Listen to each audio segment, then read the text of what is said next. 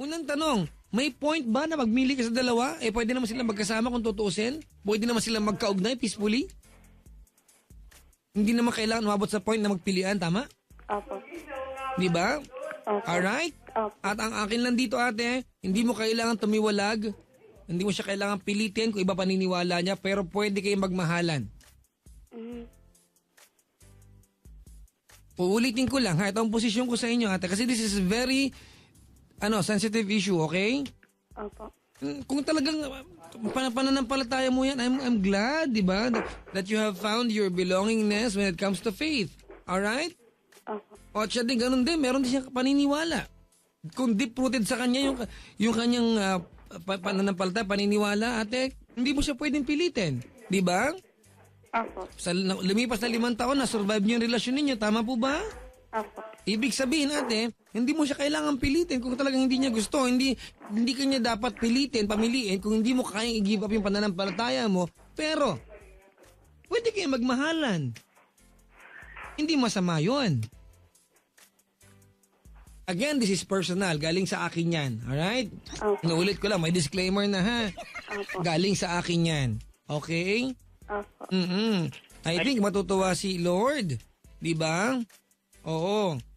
Matutuwa si Lord pag nakita niya yung kanyang anak ay nagmamahal, pinaglalaban yung mabuting nararamdaman niya nang walang inaapakan damdamin ng iba. That's the bottom line. Alright? Opo. Pag-ibig yan natin. Huwag natin gawing komplikado ang bagay na yan. Pag-ibig, it's a wonderful emotion. It should not be complicated. Okay? Opo. Maraming salamat sa pagtawag. Opo. Mga kaibigan, yan po yung ating caller, si Ivy. Sa ilunjing na namawis ako ng gamunggo. kasi iba yung issue na yan eh. Sensitibo yung bagay na yan, mga kaibigan. Meron dito mga kaibigan, lahat po tayo may kanya-kanyang paniniwala and faith kay God. I agree, but don't make this a reason to ruin your relationship if you really love Him. Alright? I completely agree. Salamat po, salamat. Papa Jack, ang gwapo mo, di ba? Thank you. Layo ha. Sundin mo ang isip mo kasi ang function ng heart ay mag-pump ng blood only. Ang logical, hindi mga kaibigan. Ano bang tawag doon? Hindi, pag sinabing puso, hindi naman talagang puso yung nagpapump ng dugo, di ba? Yung part ng utak din yan, nagko-control ng emosyon natin. Alam niyo ba, sa Ilunching, na may iniimbentong gamot sa abroad para pigilan magmahal ang tao?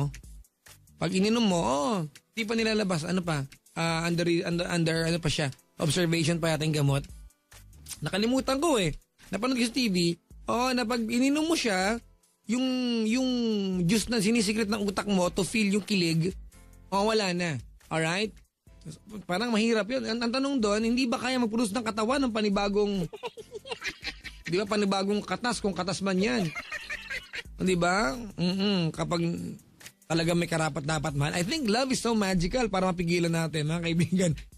Siguro naman, lahat kayo nag-agree dyan, di ba? Bawal kasi sa iglesia pag hindi iglesia si Papa Jack. Now, kung di naman pala issue yon sa kanya, intindihin na lang niya. Tanggapin nila ang bawat isa. Wala naman silang inaagrabyado, yun ang importante. Completely agreed, di ba? Oo, mga kaibigan. Di ba? Papa Jack, nakakatakot ang tawa mo. Ha? Papa Jack, it doesn't matter if they have different religions. What's important is they respect each other's customs, mga kaibigan. God will understand that. I cannot say yes, di ba? Pero sana. Di ba? Siguro naman maiintindihan ni Lord yan. Alright, mga kaibigan.